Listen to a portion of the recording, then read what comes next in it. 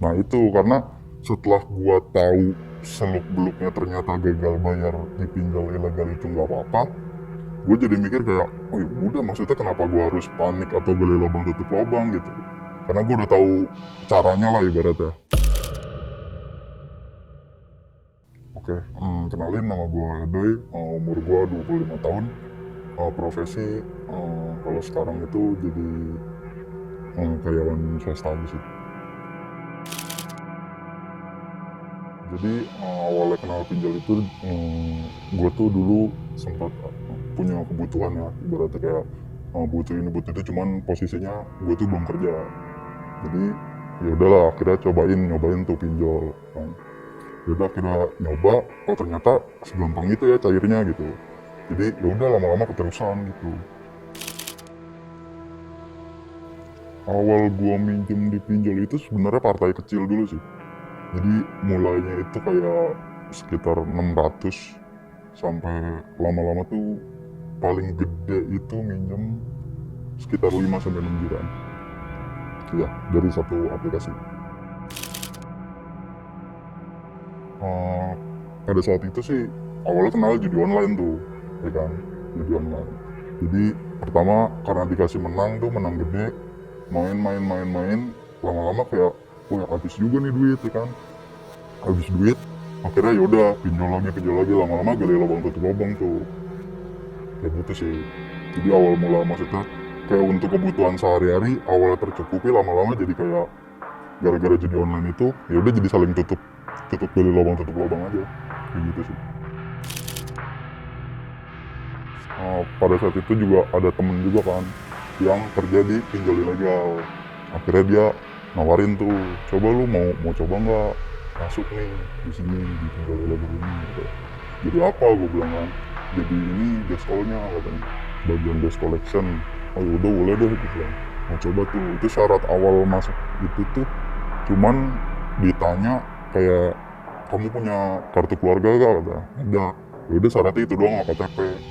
Udah kira masuk tuh, kerjalah di situ di pinjol ilegal itu posisi gue juga di situ udah punya pinjaman sekitar kayak 3 sampai 4 jutaan itu, yang udah berani minjem segitu maksudnya. Jadi udah punya utang dari satu aplikasi itu 3 jutaan. Nah itu baru masuk ke pinjol yang ilegal itu, jadi kerja di situ. Kalau gue itu pertama kali dapet job itu ditaruh di posisi keterlambatan 1 sampai 3 bulan. Itu jadi kayak gua nagihin nasabah yang keterlambatannya 1 sampai 3 bulan. Nah itu karena setelah gua tahu seluk beluknya ternyata gagal bayar di pinjol ilegal itu nggak apa-apa, gue jadi mikir kayak, oh ya udah, maksudnya kenapa gua harus panik atau gali lubang tutup lubang gitu, karena gue udah tahu caranya lah ibaratnya. Mereka tuh jadi kayak punya aplikasi gitu. Ini sebenarnya jahat banget sih. Jadi aplikasinya itu dari bosnya lah ibaratnya dikirim. Nah itu tuh ketika kita ngisi data, nasabah ngisi data, itu tuh semua record semua. Jadi dari mulai kayak panggilan terakhir, kontak, galeri, bahkan kayak sampai email HP pun itu kecatat di situ. Jadi gini, kalau yang gue bilang nggak apa-apa itu kalau pinjolnya itu ilegal atau semi ilegal. Jadi pertama gue jelasin dulu, semi ilegal itu pinjolnya itu kalau anak-anak gagal bayar tuh bilangnya kayak OJK-nya tempelan. Jadi mereka tuh berlabelkan OJK, cuman mereka tuh nggak punya kayak desk collection lapangan, nggak ada dia. Terus kayak penagihannya di luar kontak darurat, terus berani ngancem segala macam kayak gitu sih. Nah kalau untuk yang ilegalnya, mereka bisa dilihat dari tenornya. Kalau tenornya pendek itu udah pasti ilegal. Dan jarang banget dulu tuh zaman gua itu aplikasinya ada di Play Store, nggak ada. Jadi mereka tuh lewat web kalau yang ilegal. Cuman kalau sekarang udah merambah ke Play Store sama App Store sih. Belum tentu legal. Karena ada beberapa aplikasi yang Play Store itu kayak misalnya download satu aplikasi nih, pinjaman online. Nah ketika kita buka di dalamnya itu ada 5 sampai 10. Jadi ketika kita nyairin satu aplikasi, 10-10 cair. Kayak gitu. Paling mudah sih dilihat dari kan OJK tuh punya kayak data yang legal dan ilegal kan.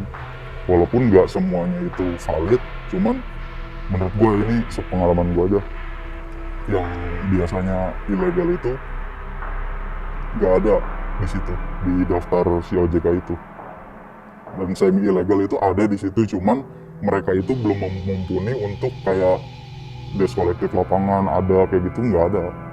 Untuk di semi ilegal itu nggak ada, mereka nggak ada kolektif lapangan, jadi cuman nelfon WA nomor kontak di luar kontak darurat sama ngancem-ngancem, itu biasanya semi ilegal kayak gitu.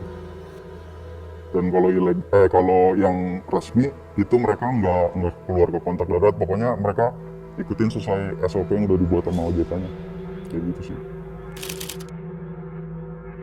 Yang paling rusuh ini gue juga nggak ngerti sih, mungkin ini karma juga mungkin ya bagi gue, karena dulu gue kan kerja di tempat kayak gini juga, jadi kayak orang tua disumpahin, keluarga diancam dibunuh kayak gitu sih. Sama kayak pernah ada yang ngomong kayak, lu ketemu gue di jalan gue tabrak seadanya, katanya gitu. Enggak lah, karena gue juga dulu gitu naginya. Ya mereka nyerangnya psikis, diretak aja. Kalau untuk rahasia sih paling gue cuman bisa bilang yang keren tuh mereka, yang keren dari mereka maksudnya kayak aplikasinya sih. Itu aplikasi mereka itu bener-bener gila menurut gue, karena mereka itu sifatnya jadi yang beneran menjerat. Jadi ketika lu ngisi data nih, nasabah ngisi data belum pengajuan, itu mereka udah transfer. Iya kayak gitu, jadi udah otomatis sistem. Jadi ketika nasabah masukin nomor rekening, keluar tuh limitnya kan, keluar limitnya, nah itu udah langsung dari sistem tuh ditransfer sejumlah limit maksimal yang lu dapet. Nah itu kan dia mau nggak mau harus bayar, dan mereka itu nggak ngikutin SOP dari OJK yang kayak bunga maksimal, penalti berapa gitu segala macam persenannya. Itu kan di OJK ada aturannya, nah kalau mereka tuh enggak. Jadi yaudah sesuai perusahaan mereka, misalnya bunganya berapa, kayak taruhlah contohnya minjem 1 juta, balikinnya 1.800.000 tapi dalam waktu 7 hari. Dan itu di hari ketiga di kantor gue itu anak-anak yang posisinya ditaruh di reminder itu hari ketiga udah harus nagih, udah harus neror kayak gitu. Pertama biasanya yang dulu gue lakuin tuh nge-blast kontak WhatsApp 1000, jadi 1000 chat langsung. Itu ada aplikasinya juga. Terus udah gitu gue punya aplikasi, nah itu loginnya pakai IP dari bosnya. Nanti setiap gue ngelepon nasabah, gue tuh nggak bisa ditelepon balik. Dan ketika nasabah blokir nomor gue, itu gue nelpon pakai aplikasi itu, nomor gue udah beda. Jadi gue bisa, iya, jadi gue bisa terus-terusan teror itu nasabah sampai akhirnya kayak minta keringanan atau bayar gitu. Jadi kalau gua paling parah itu pas gua, ini posisi pas gua kerja aja deh. Pas gua kerja itu yang paling parah gua lakuin, pertama ngancem, itu pasti. Yang kedua itu gua sebar fotonya di media sosial. Ya jadi gua cari nih, misalnya kayak media sosial dia nih, ketemu nih orangnya. Nah itu teman-temannya itu gua DM, gua kasih fotonya, foto KTP-nya dia, semuanya. Pokoknya yang berhubungan sama dia namanya gue bikin jelek. Ya. Sebenarnya kalau dibilang nyesel enggak sih, karena gue ngelakuin ini juga karena gue udah tahu flow-nya pertama, ya kan. Jadi ya udah. Cuman kalau dibilang pusing, iya jelas, karena kan mereka sifatnya ngeganggu kan. Kayak gimana pun lu mau kabur pasti tetap dicecer gitu. Kalau untuk temen-temen yang mungkin sekarang kejebak pinjol, ya maksud gue kalau pinjolnya legal, resmi, dibayar. Karena menurut gue itu kan bakal mempengaruhi bank checking lu, yang nantinya akan menyulitkan diri lu sendiri ketika lu kayak butuh KPR rumah segala macam, atau ada kebutuhan lain yang sifatnya kredit, itu bakalan susah kalau lu punya track BI checkingnya yang historinya jelek, credit score lu jelek, itu bakalan susah. Tapi kalau untuk yang semi legal atau ilegal sekalipun nggak perlu takut lah, karena menurut gua kayak mereka tuh sebenarnya nggak segarang itu. Mereka tuh ya sama kayak kita, karena itu mereka juga garang kayak gitu, bonus-bonus mereka di situ.